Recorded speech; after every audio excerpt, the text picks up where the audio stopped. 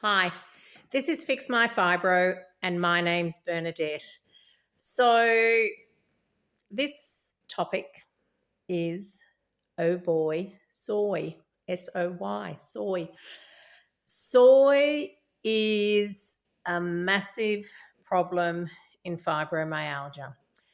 Two reasons.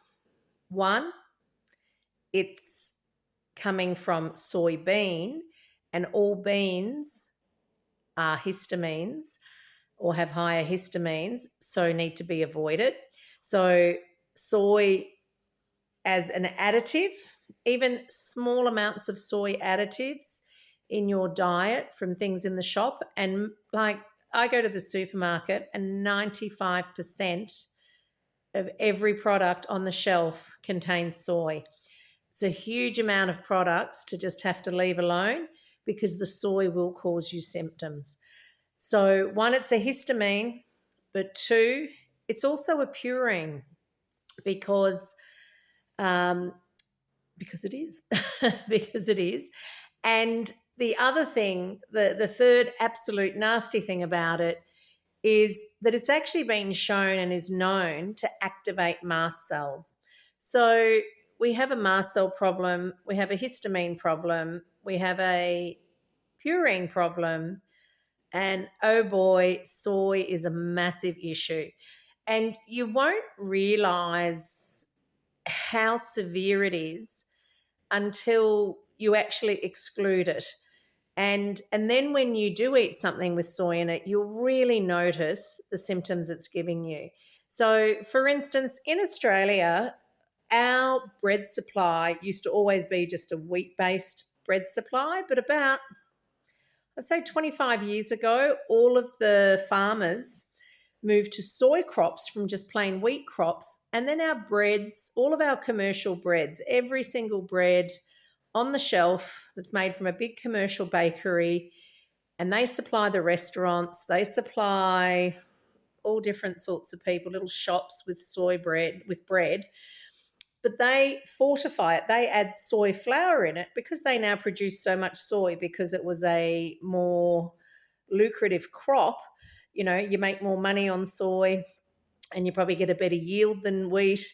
And that soy added in to our breads and all sorts of other products. And they do it for two reasons. They add the soy in because the soy makes the bread softer for longer, so your bread doesn't go as stale as quickly. But also, you know, there's this whole big thing in the market. Oh, you've got to have high protein or add protein to your carbohydrates. You know, it's fine. You can eat just carbohydrates. But when you add soy in, it it's a marketing thing as well. Oh, you've got a high protein bread or you've got an extra protein in your breads.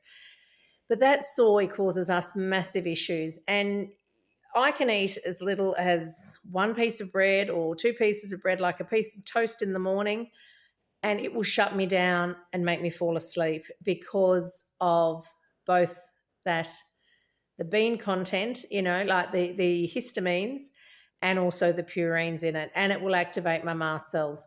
So soy is probably one of the hardest things that you're going to have to modify in your diet, and it's going to exclude so many packaged prepared goods because they use a soy lecithin, which is a little part of the soy protein that acts as an emulsifier, so it thickens, or they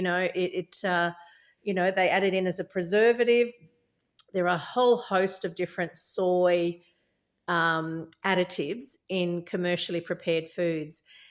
What it means is you just have to go back to basic fresh eating, fresh meats, fresh eggs, bread that is from wheat flour, preferably not a high yeast bread because yeast is a high purine.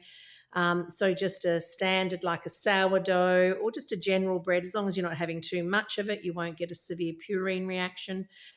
It's a massive issue is soy, and it will be the hardest thing that you're going to have to modify in your diet, and it gives you a huge amount of restriction, but it is absolutely critical. Soy will shut you down, and you just need to stop eating soy.